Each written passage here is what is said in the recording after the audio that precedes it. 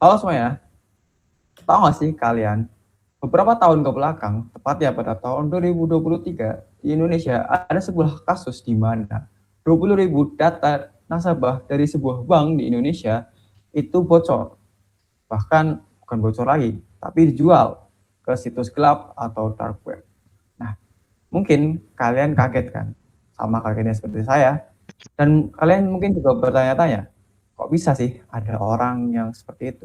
Nah, untuk itu, kami dari kelompok 2 akan melakukan analisis pelanggaran privasi data etika profesi pada kasus penjualan 20.000 data nasabah bank ke situs gelap atau dark web.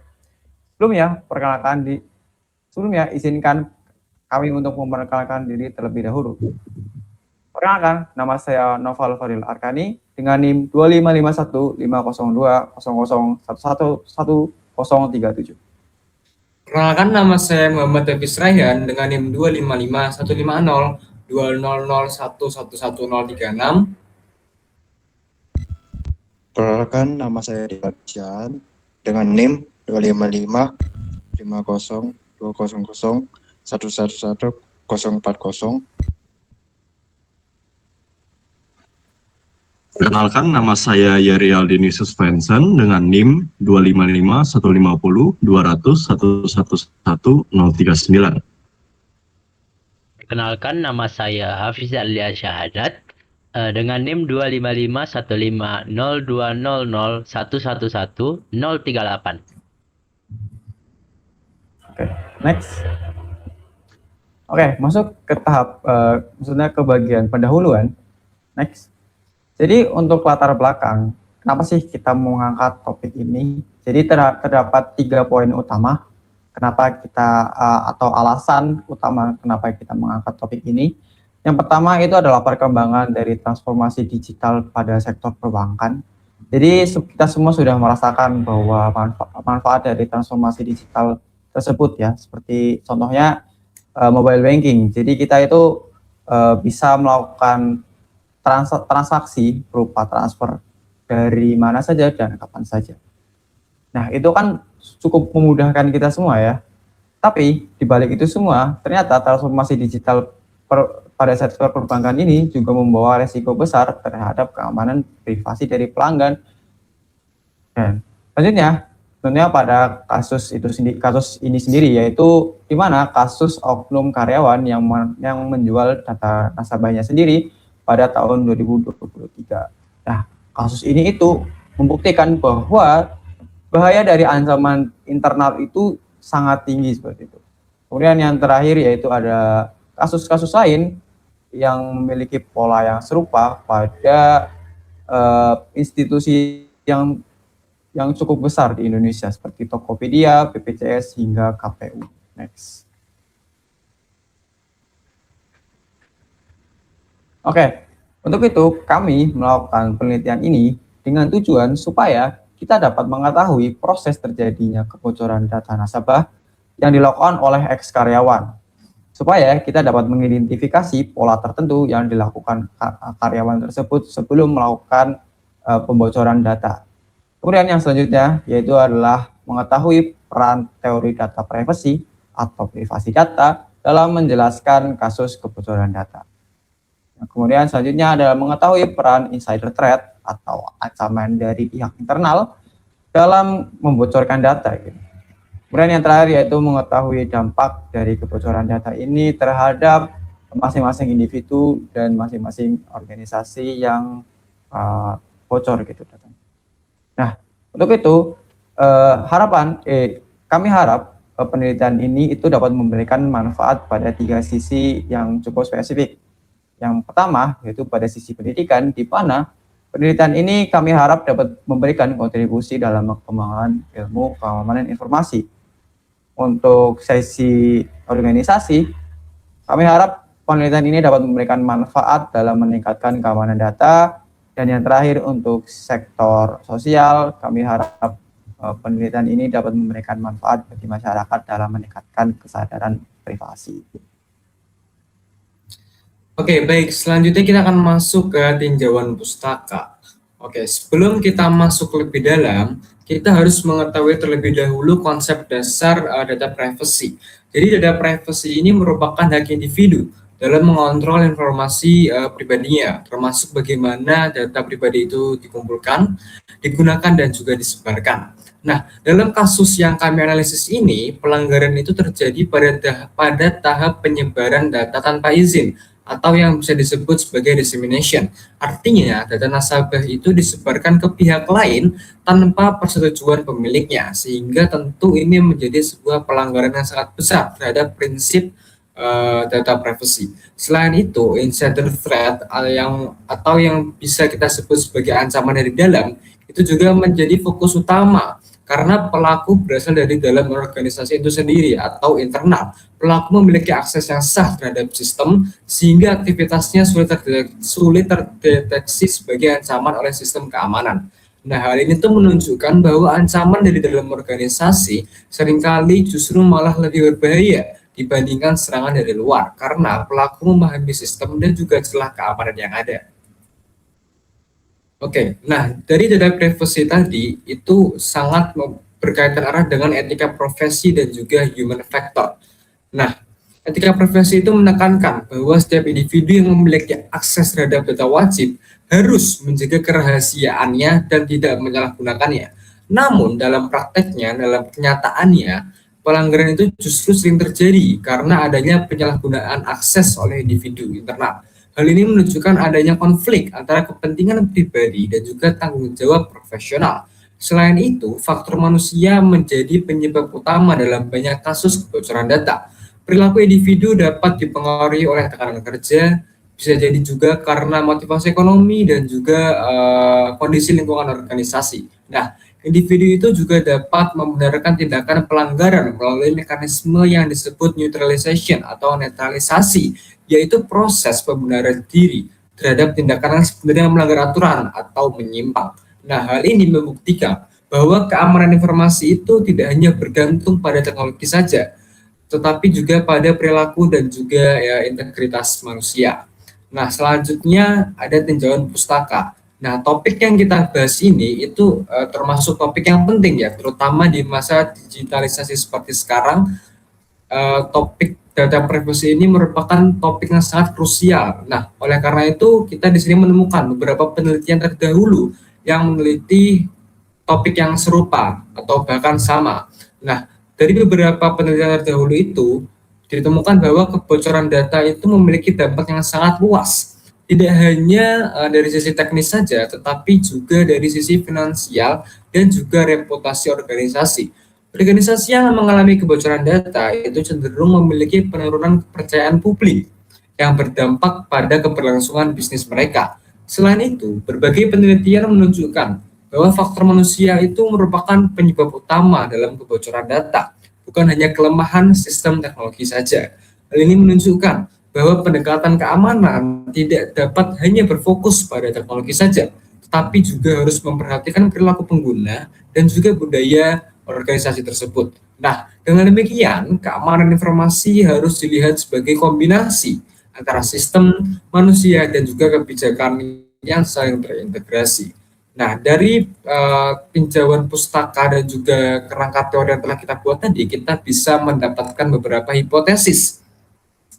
Yaitu adalah yang pertama, kami mengajukan hipotesis bahwa insider threat atau ancaman dari dalam itu memiliki pengaruh signifikan terhadap terjadinya kebocoran data. Individu yang memiliki akses sah terhadap sistem memiliki peluang yang justru jauh lebih besar untuk melakukan pelanggaran dibandingkan dengan pihak eksternal. Selain itu, faktor etika profesi dan perilaku manusia juga berperan dalam meningkatnya resiko kebocoran data.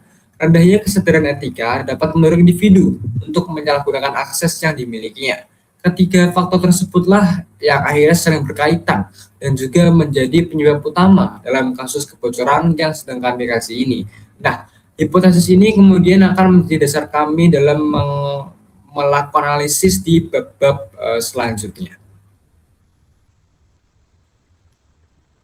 Selanjutnya adalah metode kami adalah desain dan metode penelitian kami. Dalam menganalisis kasus ini, kami melakukan pendekatan kualitatif dengan interpretasi subjektif. Nah, fokus kami ini adalah faktor manusia daripada kegagalan sistem. Kami ingin membedah secara psikologis motivasi di balik insider threat atau ancaman dari dalam organisasi sendiri. Nah, jenis penelitian kami pilih adalah descriptive analysis, di mana tujuannya itu memberikan gambaran sistematis terhadap fenomena kebocoran data, serta mendeskripsikan mekanisme penyebaran tanpa izin atau dissemination, dan juga dampak-dampak kerugiannya. Metode yang kami pakai itu adalah studi kasus, di mana kami melakukan investigasi mendalam terhadap sel yang spesifik, yaitu penjualan 20.000 data nasabah perbankan ke dark web pada Agustus 2023. Next. Ada juga teknik pengumpulan data kami, di mana kami menggunakan teknik studi pustaka dan juga analisis dokumen, di mana ada juga sumber datanya, yaitu yang pertama itu teknologi dan juga presiden kebocoran data perbankan 2023. Lalu ada literatur akademik terkait strategi menghadapi insider trust, dan ada juga kajian ilmiah mengenai aspek manusia dalam keamanan dan juga etika profesi. Next.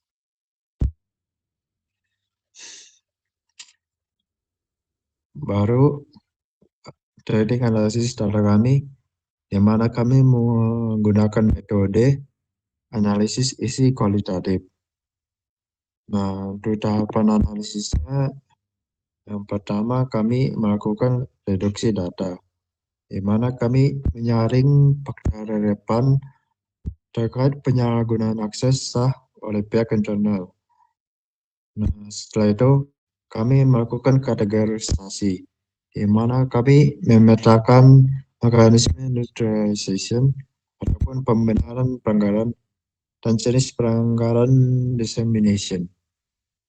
Dan terakhir, menginterpretasi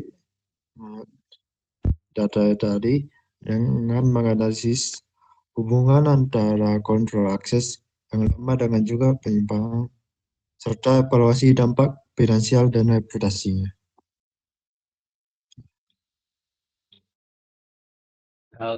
Kemudian adalah hasil dan pembahasan kami. Seperti yang udah jelasin sebelumnya, objek penelitian kami berfokus pada kebocoran 20.000 data nasabah yang mencakup nama, nomor telepon, hingga informasi finansial yang diperjualbelikan di dark web pada tahun 2023 bulan Agustus. Kasus ini jelas merupakan pelanggaran Undang-Undang Perlindungan Data Pribadi. Yang pelakunya sendiri bukan lain adalah merupakan mantan karyawan yang masih memiliki akses internal sah terhadap database. Pelaku ini sangat memahami arsitektur keamanan perusahaan. Motifnya, dari berbagai temuan terdapat kecenderungan kuat pada motivasi ekonomi. Pelaku mengesampingkan integritas dan sumpah profesinya demi memonetisasi akses ilegal tersebut di situs gelap. Klasifikasinya kasus ini masuk ke dalam kategori dissemination atau penyebaran informasi tanpa izin. Next. Kemudian pada analisis data, hasil uji kami adalah yang pertama uji hipotesis 1, berfokus pada pengaruh insider threat atau ancaman orang dalam terhadap kebocoran data. Fakta kasus secara tegas menunjukkan hipotesis ini terbukti signifikan. Kebocoran ini bukan karena peretasan sistem dari luar atau jebolnya firewall, melainkan karena eksploitasi akses sah, Sesuai teori Grazer, ancaman dari orang dalam ini sangat sulit dideteksi oleh sistem peringatan dini keamanan manapun. Karena aktivitas pelaku terbaca sebagai lalu lintas data yang normal oleh sistem operasional. Kemudian uji hipotesis 2, kami menguji kaitan antara etika dan faktor manusia terhadap tingkat resiko. Hasilnya menunjukkan korelasi yang sangat kuat. Kasus ini membuktikan satu hal penting. Sistem keamanan IT secanggih apapun akan terbukti runtuh jika moralitas dan etika profesi penjaga datanya berada pada tingkat yang rendah. Pelaku dapat melakukan mekanisme justifikasi atau yang dalam teori disebut neutralization untuk membenarkan tindakan pencurian datanya demi keuntungan pribadi. Next. Kemudian pembahasan temuan kami. Temuan pertama adalah gagalnya kontrol akses. Kasus mantan karyawan ini menyoroti kelemahan fatal pada proses offboarding administratif. Institusi gagal menerapkan principle of less privilege. Hak akses mantan karyawan ini tidak dicabut secara cepat dan tepat saat dia keluar, sehingga memberikan celah untuk dieksploitasi. Kemudian pada temuan kedua, kami menghadapi sebuah paradoks digital. Di satu sisi, bank dituntut melakukan transformasi digital besar-besaran. Namun di sisi lain, peningkatan digitalisasi ini tidak diimbangi dengan pendekatan human-centric dan literasi hukum terkait UU PDP bagi karyawannya. Kemudian pada temuan terakhir, dan yang paling berbahaya adalah efek domino. Dengan penjualan 20.000 data ini bukan sekedar kerugian angka bagi bank. Ini adalah penghancuran kepercayaan publik. Nasabah yang datanya bocor kini menjadi target empuk kejahatan lanjutan yang lebih masif seperti social engineering, phishing, dan online fraud. Next.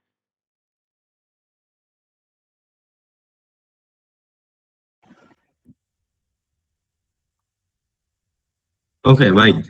Jadi dari hasil analisis ini, ada 3 poin utama yang ingin kami soroti. Jadi yang pertama adalah bahwa ancaman internal atau insider threat terbukti memiliki dampak yang jauh lebih besar dibandingkan serangan eksternal. Kasus ini juga menunjukkan bahwa penyalahgunaan akses sah untuk penyebaran data tanpa izin atau dissemination seringkali berakar pada lemahnya pengawasan akses organisasi. Kedua,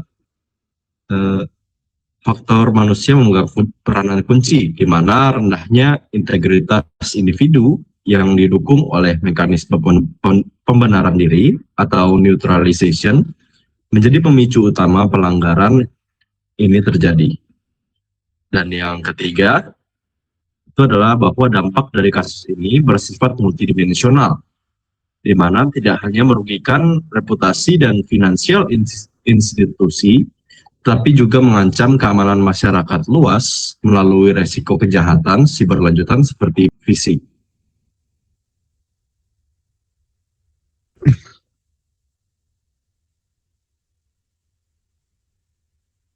Dan dari analisis kami juga bisa merumuskan 3 saran strategis untuk meminimalisir risiko di masa mendatang.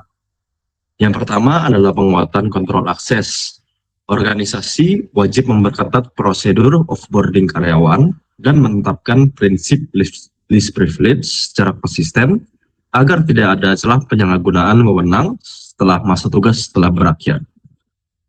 Dan yang kedua adalah kita harus membangun budaya keamanan dan etika. Kita tidak bisa hanya mengandalkan sistem. Integritas karyawan harus dikelola melalui pelatihan etika berkala dan pendekatan human-centric untuk memastikan setiap individu sadar akan tanggung jawab mereka. Dan yang terakhir adalah sinergi regulasi dan publik. Kita harus mendorong pemerintah untuk terus menegakkan hukum melalui UU PDP secara tegas guna menciptakan efek jera kepada para pelaku, sekaligus mengedukasi masyarakat agar lebih waspada dalam melindungi data pribadi mereka.